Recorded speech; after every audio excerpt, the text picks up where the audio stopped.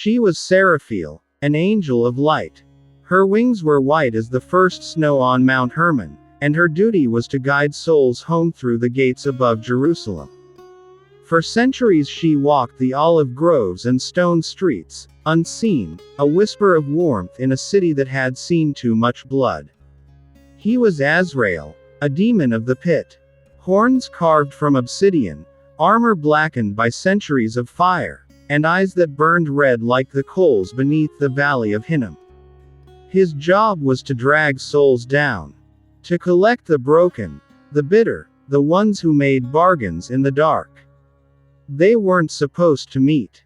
The war between heaven and hell had raged since before the walls of Jerusalem were built, and their kinds were forbidden to even look at each other without drawing a blade. But it happened during a storm. Not rain. Ash. The sky above the old city turned the color of bruises as armies clashed over the Temple Mount. Angels with swords of light. Demons with spears of smoke. In the middle of it, a child was crying in an alley near the Jaffa Gate, caught between worlds. Seraphiel dove. Azrael dove too.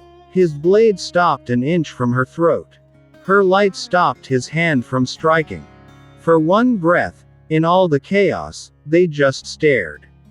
Her glow reflected in his red eyes. His shadow fell across her feathers. Neither moved. Then the sky split with thunder and they were torn apart by the war again. But she remembered the way his hand hesitated. And he remembered the way her light didn't burn him. For 7 nights after that, they met in secret. Not in heaven. Not in hell. In the in-between places. On the rooftops of the Armenian quarter when the city slept. In abandoned cisterns beneath the stones.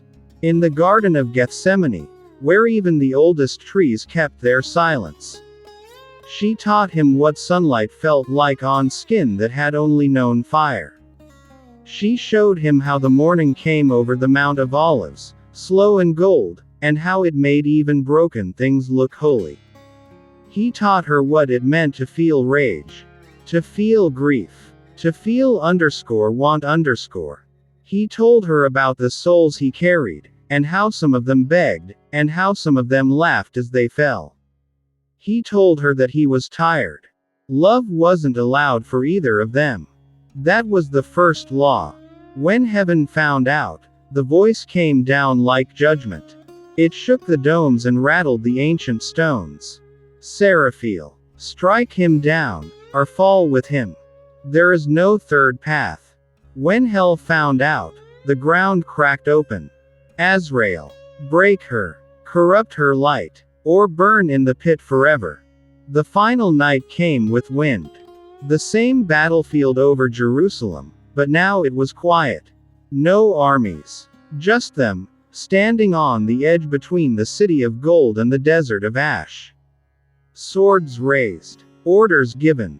And instead, they dropped them. The metal hit stone and echoed. Then let us fall together, Seraphiel whispered.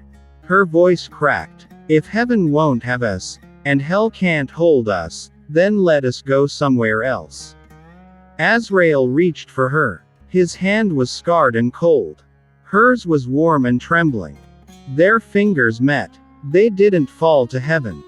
They didn't fall to hell.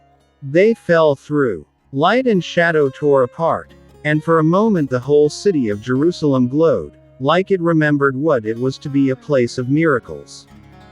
Then they were gone. Not dead. Not saved. Just gone. Ashes in the wind over the desert. A white feather that turned black before it hit the ground. A red ember that went cold before it touched the sand. Because some loves are too bright for heaven. And some loves are too warm for hell. And sometimes, the only way to keep a halo is to lose it.